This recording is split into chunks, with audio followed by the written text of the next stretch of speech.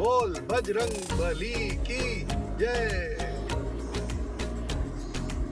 बजरंग बली से बहुत कुछ सीखने को मिलता है हमें। मुझे सबसे बेस्ट पार्ट उनका लगता है गोल सेटिंग। वो टारगेट, जिस टारगेट को ले लेते हैं ना, उस टारगेट को वो पूरा करके छोड़ते हैं। एक बार जब उन्हें ये पता चल गया कि मैं उड़ सकता हूँ, रामवन जी ने उन्हें अपनी शक्ति, उनकी शक्ति याद दिलवाई, तो बस फिर उन्हें पता चल गया कि मैं उड़ सकता हूँ, मेरे पास ताकत है उड़ने की।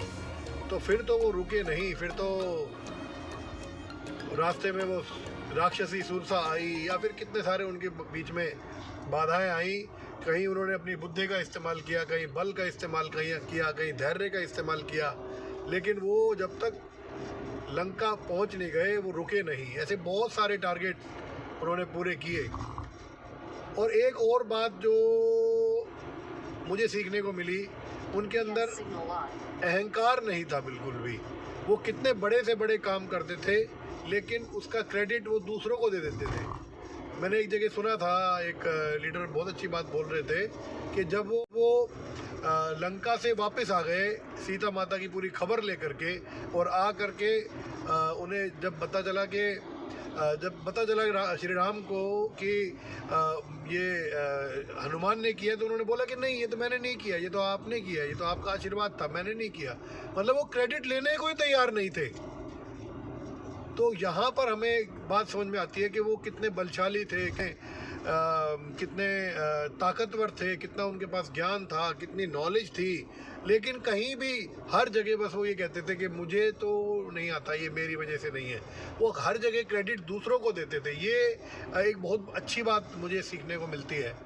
तो ऐसी बहुत सारी बातें हनुमान जी से हमें सीखने को मिलती हैं। वो गोल ओरिएंटेड होते थे। वो कोई टारगेट सामने आ जाता था तो ऐसे ही नहीं उठ के चल पड़ते थे। एक रामायण में मैं एक जगह सुन रहा था, वो बड़ी अच्छी बात बोले।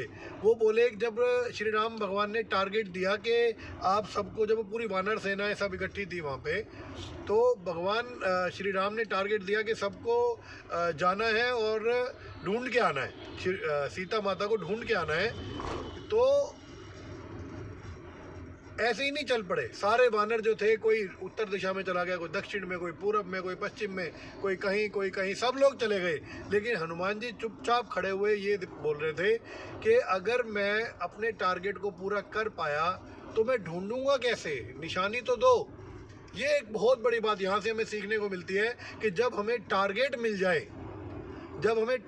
जाए तो फिर ऐसे ही नहीं लग पड़ते काम पे। पहले ये सीखते तो है, समझते तो है कि वो टारगेट पूरा होगा कैसे, और जब वो टारगेट पूरा होगा तो मैं किस तरीके से सारी चीज़ों को फॉलो करूँगा। और ये शायद हनुमान जी की बात करते करते हम लोग मेहंदीपुर बालाजी